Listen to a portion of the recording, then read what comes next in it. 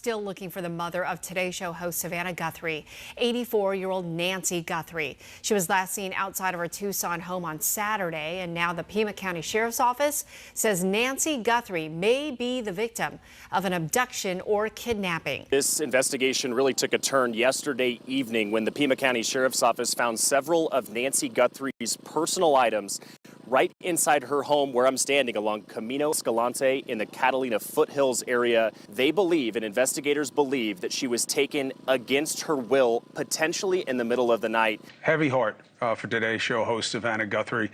Her 84-year-old mother, Nancy, now believed to have been abducted from her home in Tucson, Arizona. She was supposed to show up at church. She didn't. They traced her to the night before at about 9:30, and they couldn't find her after that. So they're thinking somewhere in the middle of the night. They've pretty much dismissed the idea that she wandered off. She doesn't have dementia or anything like that. And they're just lost, and the sheriff is all over it, and they're looking at it now, and they say between the home and what they understand, they think that this was a crime. Savannah Guthrie, who was the host of NBC's Today Show, well-known face in the news and media world, okay? Her mother, Nancy, was abducted from her home against her own will.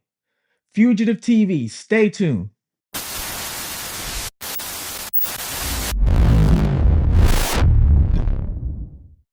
Welcome everybody to Fugitive TV. I am your host, Ray Marcel, where we take a look at cases, missing people, unsolved mysteries, or cases that need to have a different sort of look to them, because I was once a fugitive on the run from the law myself. I did it for 15 years before I turned myself in. I did some white collar crime. I got locked up. I even went to prison. You name it, I was probably there, okay? And what I'm doing now is I look at these cases and I look at them from a different perspective that maybe other people can't see or don't look at because they haven't been on that other side of the wall before, like I have. Well, right now we're going to talk about Nancy Guthrie, okay? And for you people that have not heard about this, this news is everywhere. Nancy Guthrie, 84-year-old woman, is missing, okay? Now, Nancy Guthrie's daughter, Savannah, is the host of NBC's Today Show. She's been the host there for a long time. She's actually a big name in the news and media world, okay? This is why Nancy Guthrie's name is everywhere, because her daughter is already in news and media, all right? So, of course, her name's going to be everywhere because of this. Big time name, all right? Well, she's been abducted from her home. She's been missing since Saturday night, okay? What happened was she went to dinner, went out with somebody, and we're going to get into who she was with. She went out with somebody and they dropped her off. It was around 9:30 to 9:45 at night. Supposedly they dropped her off at home, okay? She went back home. And when she went back home, that was the last time they have seen her. A quiet Catalina foothills neighborhood has now become the center of a crime scene. This is the home where 84-year-old Nancy Guthrie was last seen Saturday night. We believe now, after we've processed that crime scene, that we do in fact have a crime scene, that we do in fact have a crime. What began as an urgent search and rescue effort in the foothills around her home has now shifted, with sheriff's deputies calling off search efforts. She is very limited in her mobility, right? We know she didn't just walk out of there. That we know. There are other things at the scene that indicate she did not leave on her own. Sheriff's officials say Guthrie does not have cognitive issues, but does have physical challenges and relies on medication. And if she goes more than 24 hours, investigators say it could be fatal, meaning time is critical. We need her back. We need to find her. And time is very critical.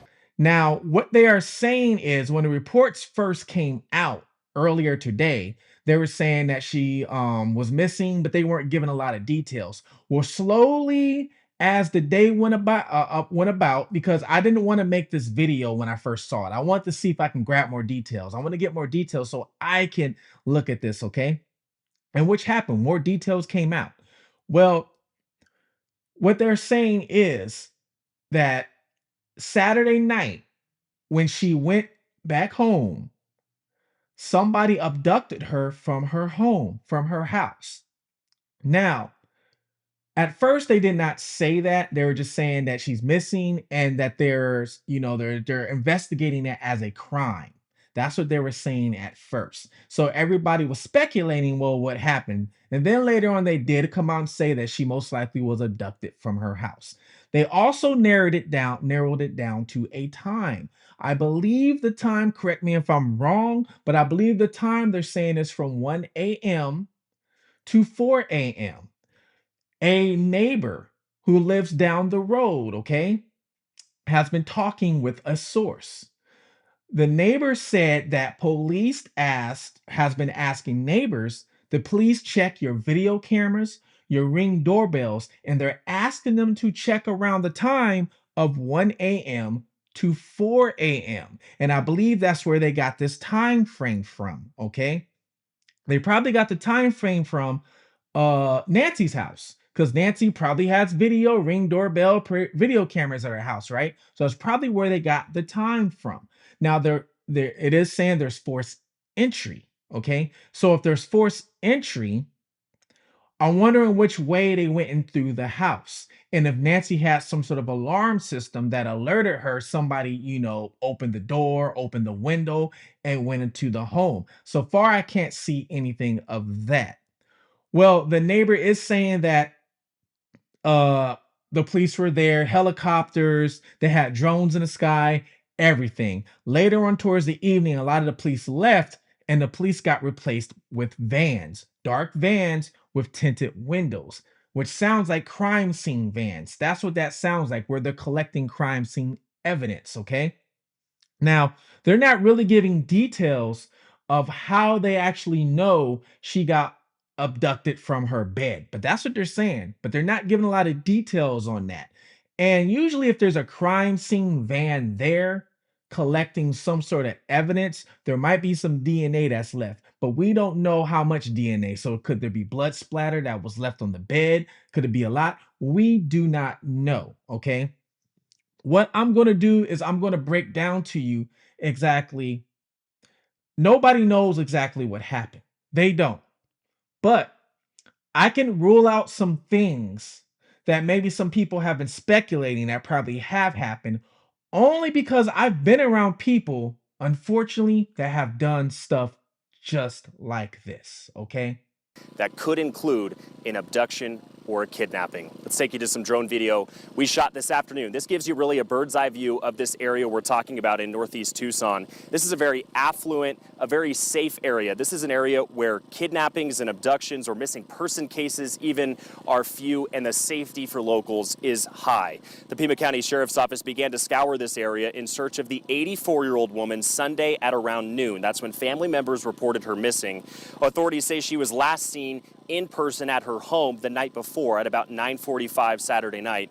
While this does remain a missing persons case, Sheriff Chris Nano says homicide detectives were called out to investigate yesterday afternoon, revealing that inside the home there are signs that a, quote, crime was committed. To preserve the investigation, the sheriff here in Pima County could not divulge any additional details. The sheriff did say Nancy was reported by those family members missing, but the people who first noticed that something wasn't right with her normal schedule was people who she attended church with every week on Sunday morning.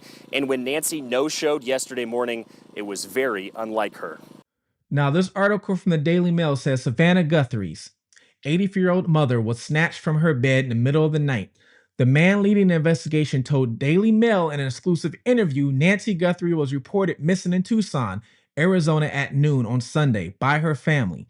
She hadn't been seen since the night of January 31st.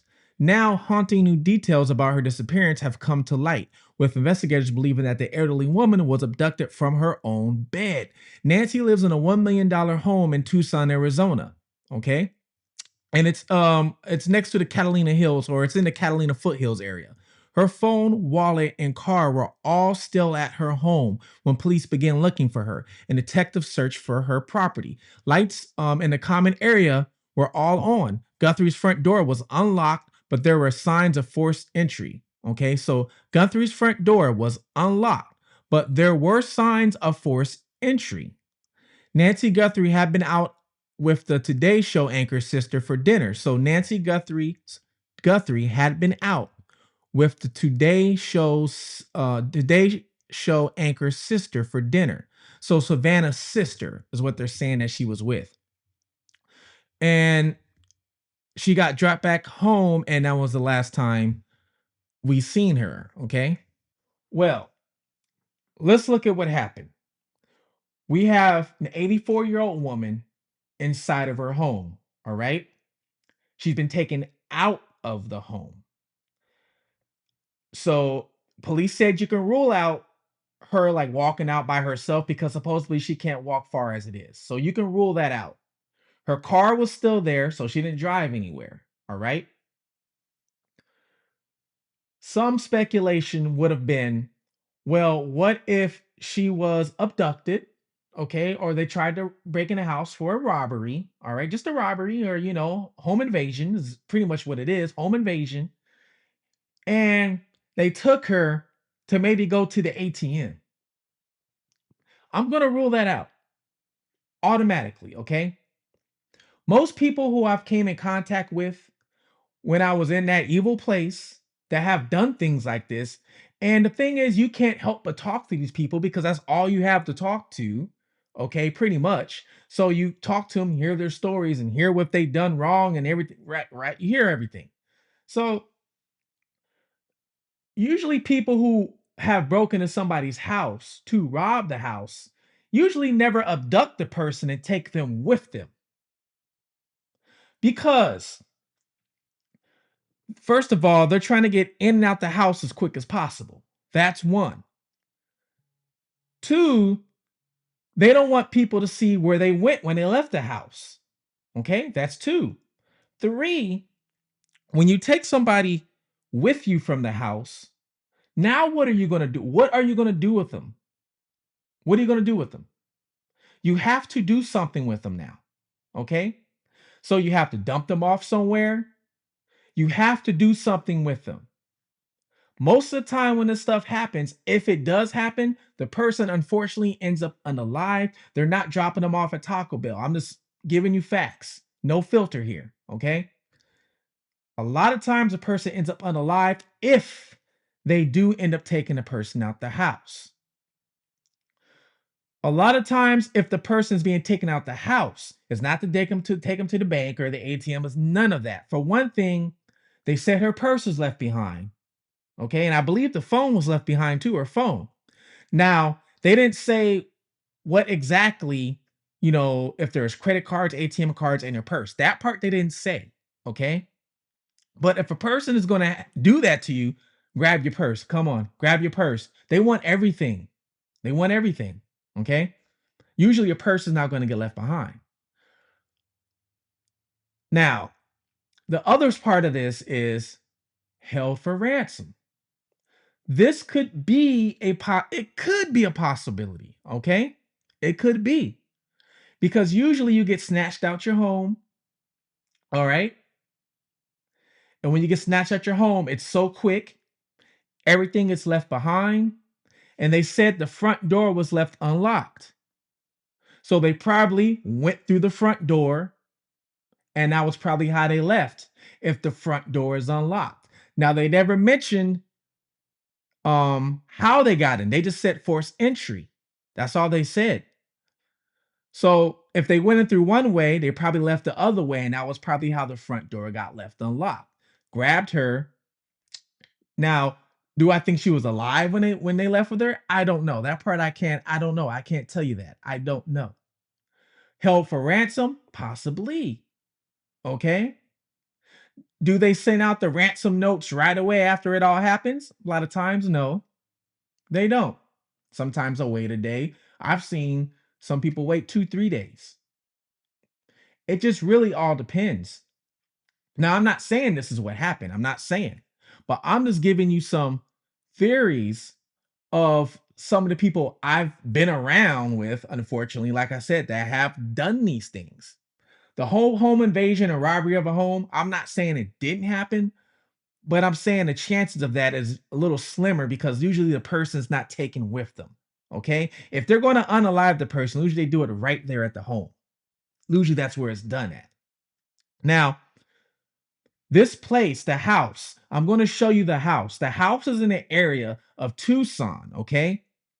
Where the house is, there's no street lights. There's no street cameras. There's none of that going on where she lives at. All right. I've been to this area. I've been in Tucson, Arizona. So I've been to this area. I'm familiar with it. It's off of Skyline. Skyline is the main road that's there. All right. Well, like I said, there's no street lights, none of that. A lot of the homes that I'm going to show you, the homes are not like sitting on the street. Okay. So, like, you go through your regular cookie cutter subdivision neighborhood, you drive through, you have a home, you can see each home almost looks the same. The front yard's not that big. It's not like that. These homes have a lot of property. And let's say here's the beginning of the driveway, the home might be pushed way back here. Okay. So if there's a ring doorbell or something like that, it might be hard for them to see the road, which I'm going to show you guys. And that could be making things very difficult, very difficult. And the way her home is situated, okay? Her home is situated way back in the cut. I'm going to show you guys. I don't think this was random. Like a random, we're going to break into this because the way her home's situated, I don't think a person would have took that chance to go to that home. They probably would have went to a home closer to the main road so they can get away faster. So whoever went to her home, I think they knew exactly where they were going. They knew it. They had the route planned out. Now here is going to be a view of her home. So that way we can get a good look at it. For you guys that know me, I love using Google Maps and I love looking at the view so we can get, a visual location of the area, which is very important. Okay. So I'm gonna tell you why this is important. So this is a visual location of her home. Now, for you guys that's never been to Arizona or driven through Arizona, this is kind of like north of Tucson, the area she lives in. So it's really not like in the city of Tucson. It's like a suburb of Tucson. Now, do you guys notice anything looking at this picture here? You notice anything? Look, if you look up, there's no telephone poles. You don't see any street lights. You don't see anything like that. I mean, look at this. There's no street lights, there's no telephone poles. So when it comes to camera, because a lot of people will probably ask, what about cameras? What about cameras? Well, there really is none. Now, let's look at this house, for example. You look at the house, okay? Even if you do have a Ring doorbell, and this looks like there's a front door right here, there are so many obstacles in the way of this door between the Ring doorbell and the door. Look, so many obstacles that you won't even be able to see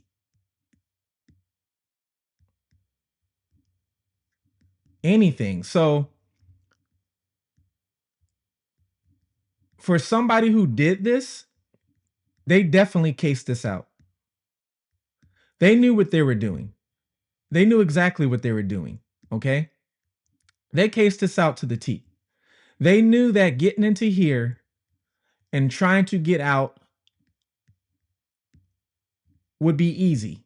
Or I should say not easy, but easier than going to your neighborhood like where me and you live in and trying to take us out of our home. Okay. And then not only that, once you come out of the home, let's look at an aerial view. Okay, let's look at an aerial view so I can show you guys. Okay, so this is the aerial view of her home. Okay. So that's her home. There's the pool.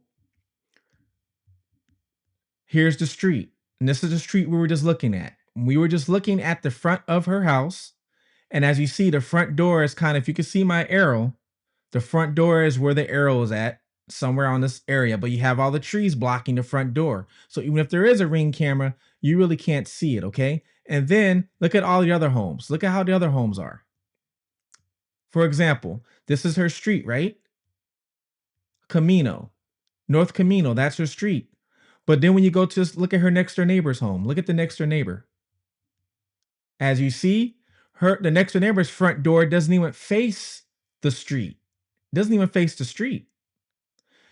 And even if there is a door to get somewhere right here and there's a camera, it could be blocked by these trees. You would literally have to put cameras either on the street or in these trees to video the actual street.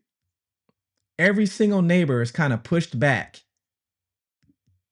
You know, it's not like your typical cookie cutter suburb. Every single neighbor, if we go down the street, is pretty much pushed back. All right. And what would be the easiest way to get out of here? How would you get out of all that? I mean, look at this, right? This whole area is like that. Now, I think the main street here is going to be Campbell. I believe it's Campbell. Meaning,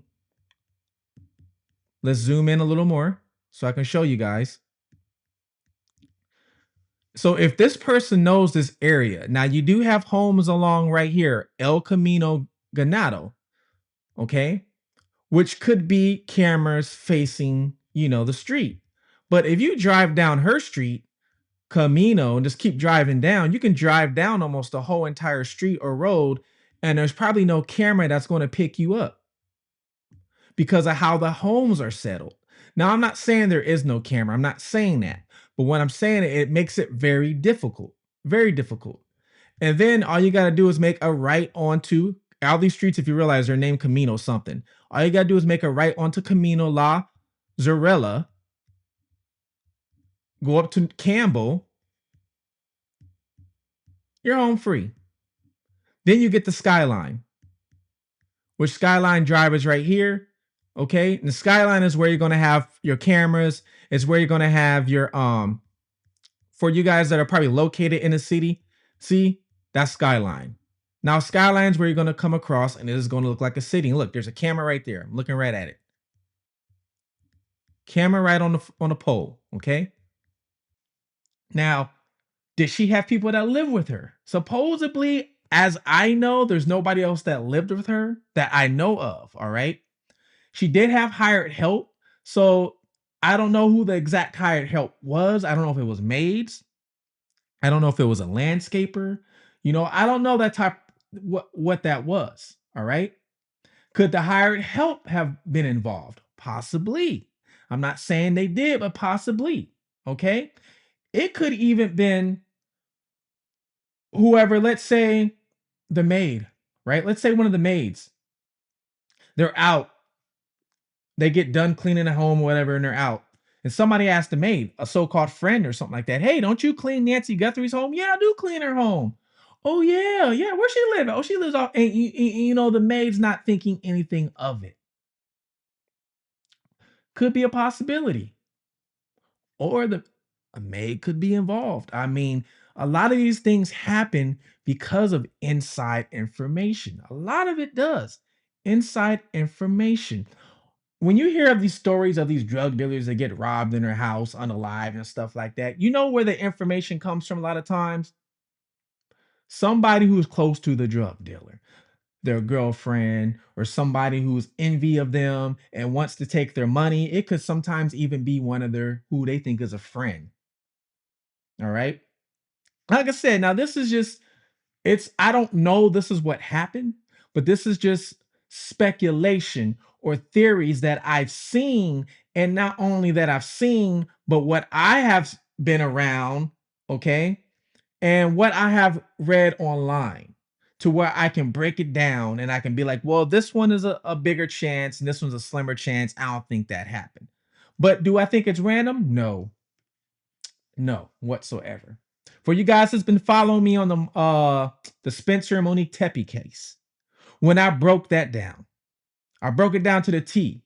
I broke it down before Michael even got arrested. Michael was the one accused of unaliving him. Before Michael even got arrested, I broke that down. I showed you exactly what Michael did before he even went there. He stalked them to the T. He searched them, researched them, looked at their house on Zillow, their alarm system. They had a wedding video online that the whole wedding video showed the whole layout of the house. So this situation, I'm pretty sure whoever did this, some sort of way got some sort of information to stalk her probably the same way. How long were they planning this? How long? I don't know. It could be the day before, it could be days before. But usually when you do something like this, you've been planning for a day or two at least when you do something like this because it takes a lot. Is it possibly they could have unalived her in the house and took the body with them?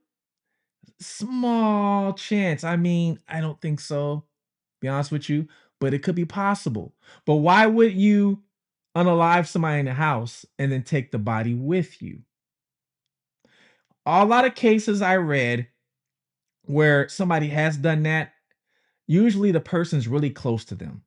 Okay. Usually that person's really close to them if they unalive somebody, but then take the body with them. Usually that person is close. If it's a random person, they'll unalive them, leave them there, and then a random person will leave. So until more details come out, we really don't know exactly what evidence they found in the house. We don't know exactly how they even left. And all we can try and do is put these speculations together to try and figure out exactly what happened to her. All right. Savannah, like I said, is a big face in news media. I'm an up and coming journalist myself, investigative journalist. So a lot of these people I look up to and I try and learn and take bits and pieces from every single one of these people, from Nancy Grace to Brian Enton. Every single one of these people I try and learn from and then make my own, you know, theories, cases, my own channel, Fugitive TV. All right. Please make sure you like, subscribe, share this video, okay? I know Nancy has been all over the media. I know that. And like I said, it's because of Savannah. Savannah's already a face of media. So it's going to happen. But please like, subscribe, and share. If you are returning, thank you for watching my videos. Thank you for liking and subscribing. Thank you for the memberships. Oh my God, thank you. The memberships has been getting out of control. I've been blowing up with subs and memberships. I got something special coming for y'all. This is Fugitive TV. Please take care of one another. Watch out for your surroundings, all right? I'm out.